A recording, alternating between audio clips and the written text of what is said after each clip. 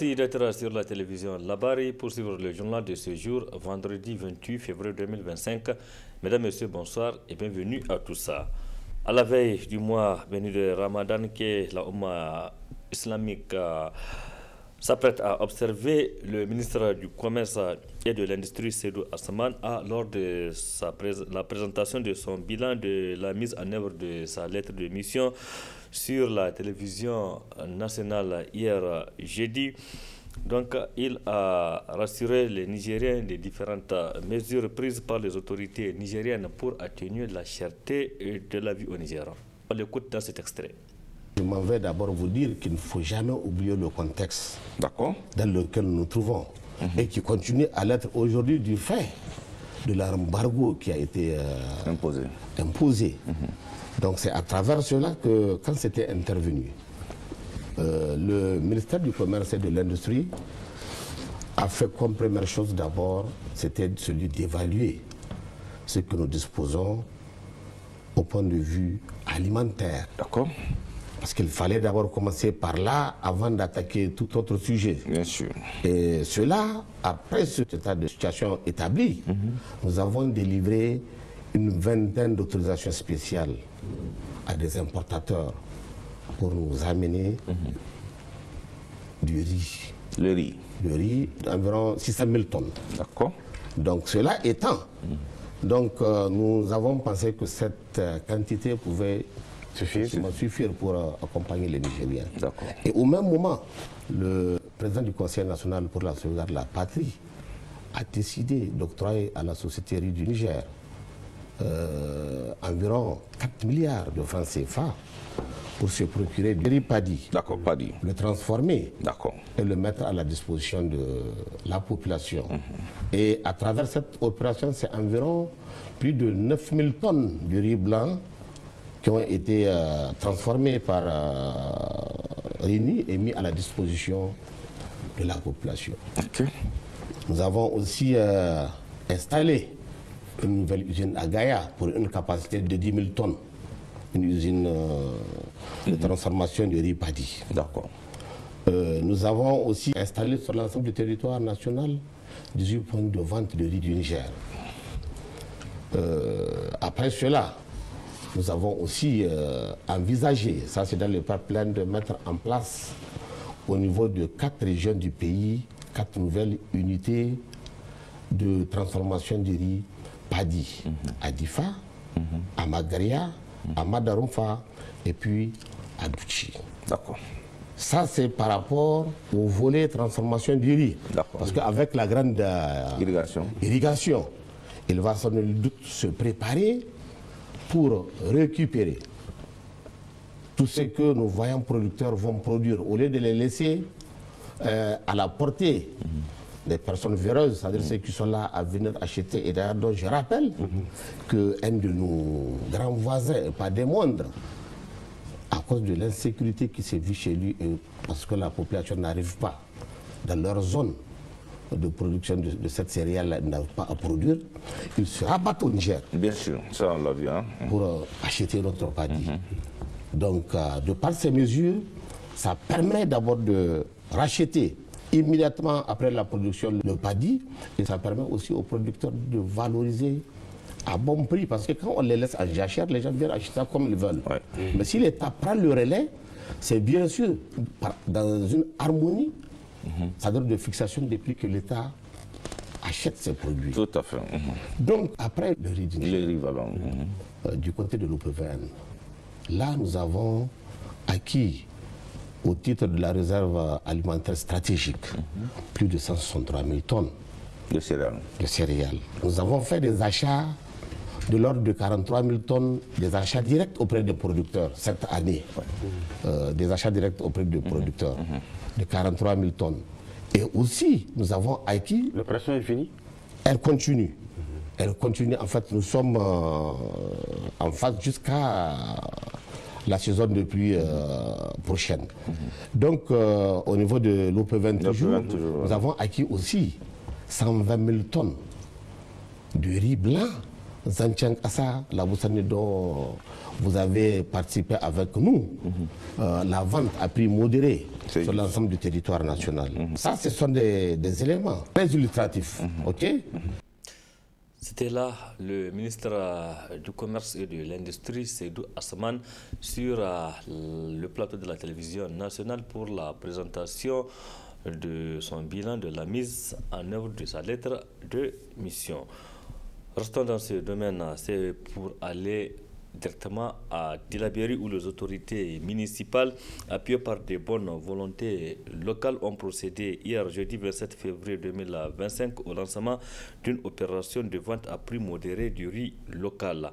Une initiative qui vise à accompagner la population de la capitale de la région du fleuve Tillabéri et au-delà durant le mois béni de Ramadan. Faisons le point avec Adamou Soumana sur les images de Djibounou. 30 tonnes de riz local, c'est la quantité mise gracieusement à la disposition de la population de la capitale de la région du fleuve Tillabéri à travers cette opération vente à prix modéré.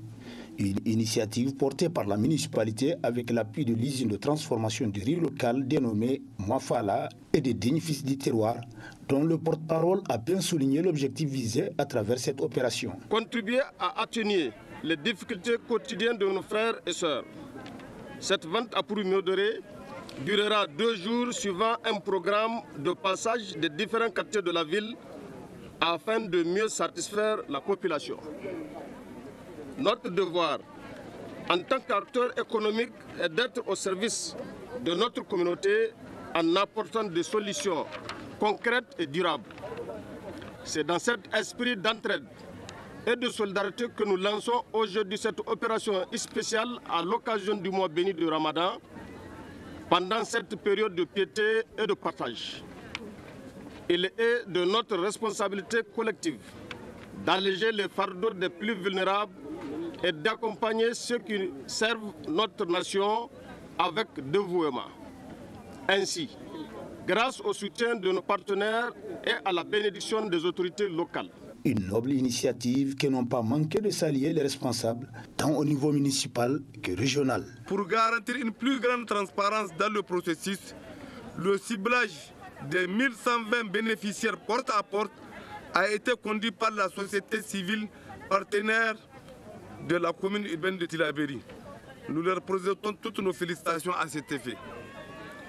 Dans le cadre de la réduction substantielle du prix du sac de riz, la commune urbaine de Tillabéri et l'entreprise Moré ont subventionné jusqu'à hauteur de 4 millions de francs CFA. Cette action noble et salutaire est portée par un digne fils de la commune urbaine de Tillabéri, M.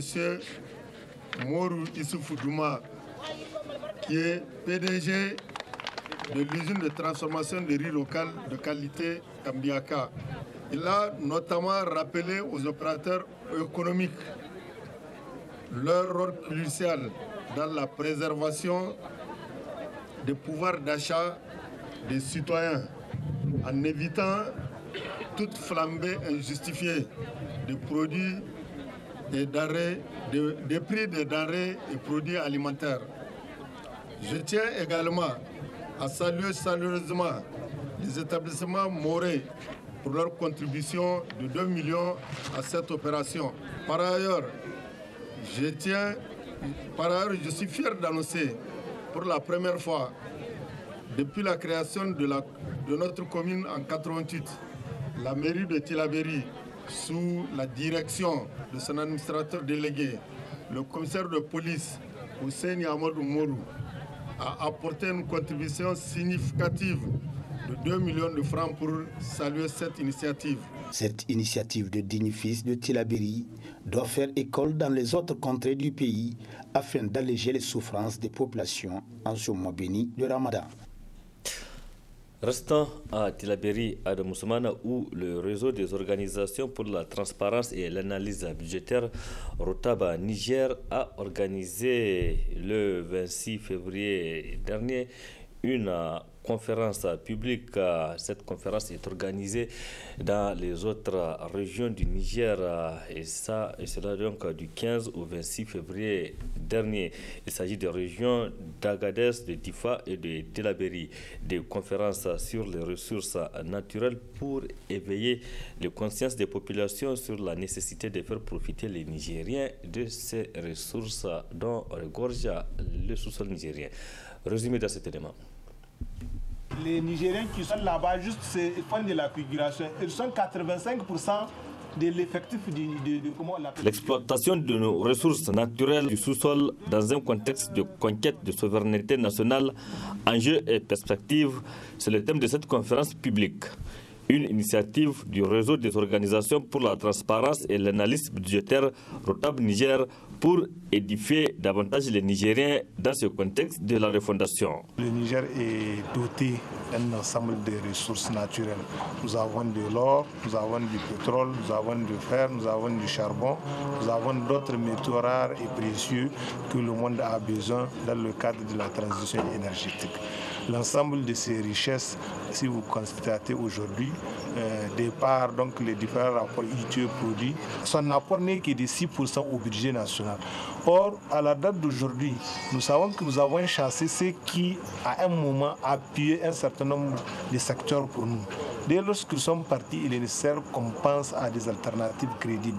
Et pour nous, la réflexion que nous avons menée est celle de pouvoir valoriser les ressources naturelles à travers une exploitation judicieuse et avec un partenariat avec des pays ou des hommes qui nous traitent d'égal à égal, notamment en respectant nos textes où nous avons décidé que l'ensemble des industries qui vont se créer, le capital majoritaire doit être détenu par des Nigériens et les premiers responsables aussi des entreprises devront être des Nigériens.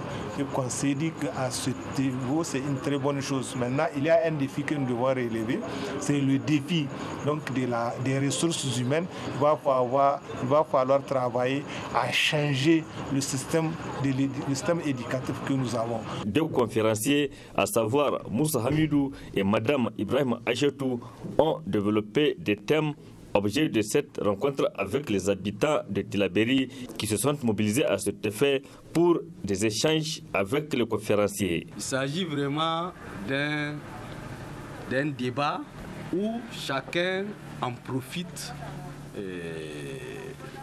beaucoup. C'est du donner et du recevoir. Et vu l'importance vraiment du thème, parce qu'aujourd'hui, nous sommes en conquête de souveraineté. Et nous pensons que l'exploitation de nos ressources minières est un enjeu capital pour pouvoir décoller.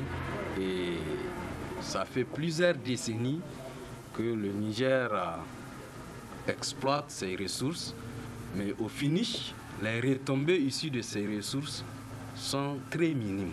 Je vous remercie infiniment. Et je profite avec ce micro pour remercier nos vaillants acteurs qui ont pris en compte la région de Tillabéri pour cette activité.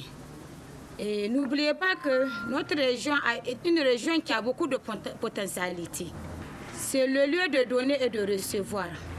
Il faut en profiter. Pour le modérateur, cette conférence publique du Rotab vient à point nommé dans un pays majoritairement composé de jeunes. Dieu merci, la majorité des participants sont jeunes et l'essentiel de ce combat-là repose sur l'épaule de la jeunesse que vous êtes, en ce sens que vous devez cultiver donc la citoyenneté responsable.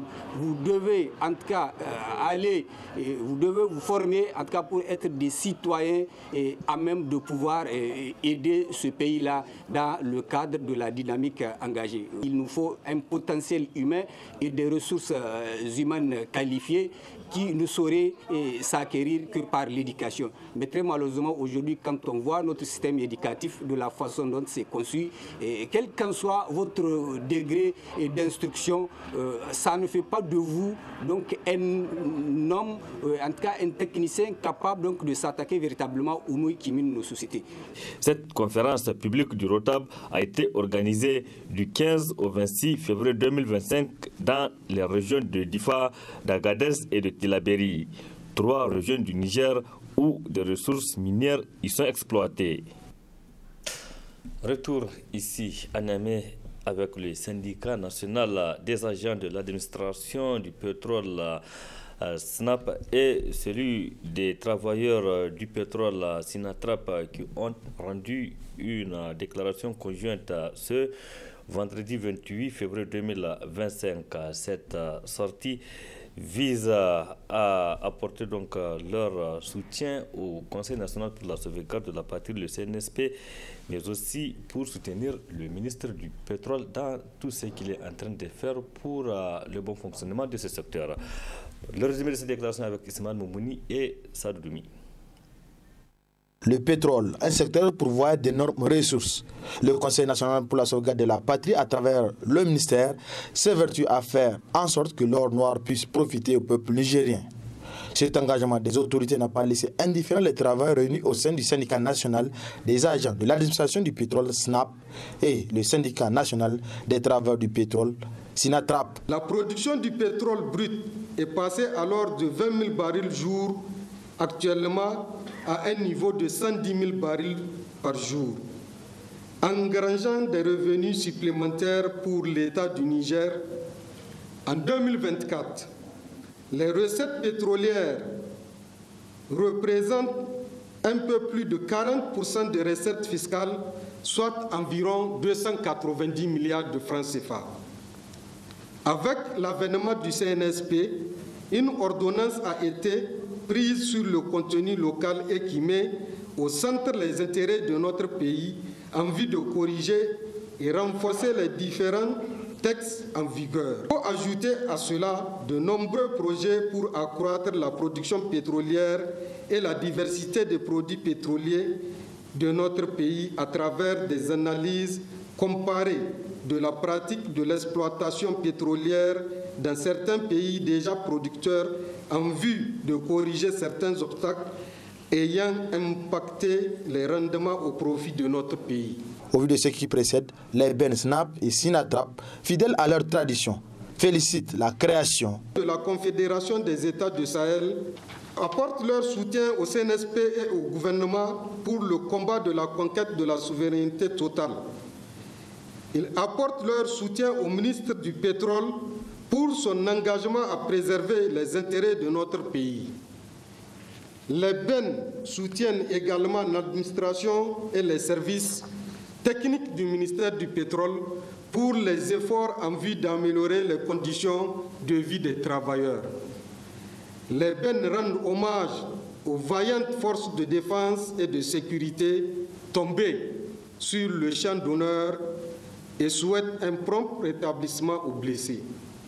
Les deux syndicats saluent la décision de faire de la SONDEP un réel outil de souveraineté nationale, mais également le projet de construction d'une raffinerie et du complexe pétrochimique de Dosso.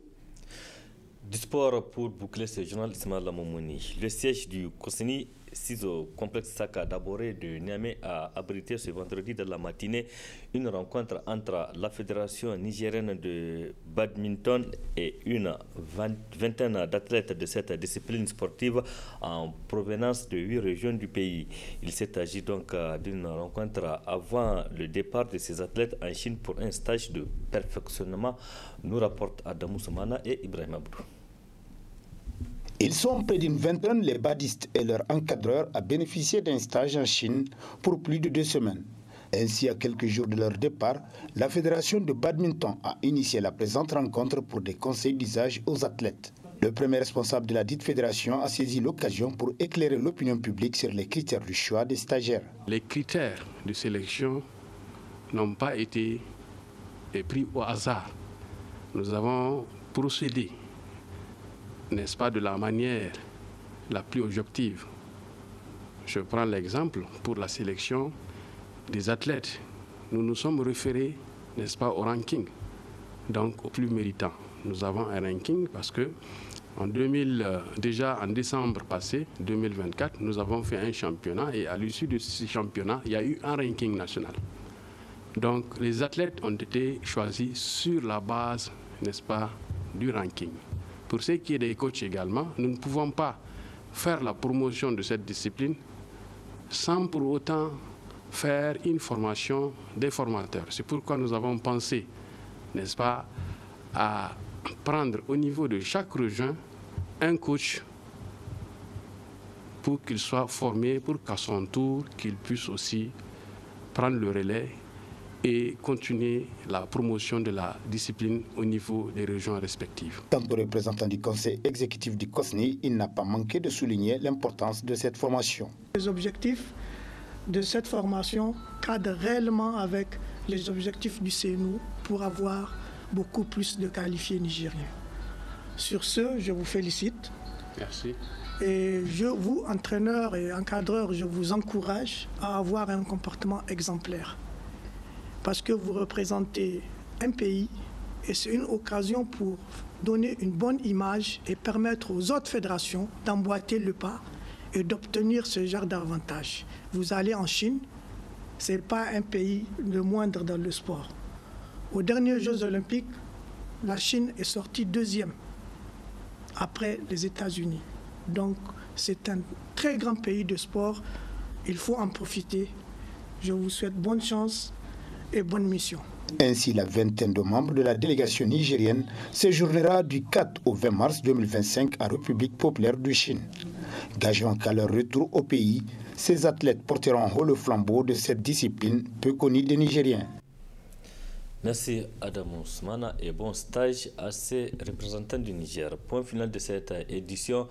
Merci à vous de l'avoir suivi. Restez en compagnie du programme de la télévision Labari. Excellente nuit à toutes et à tous et bon début de week-end. Au revoir.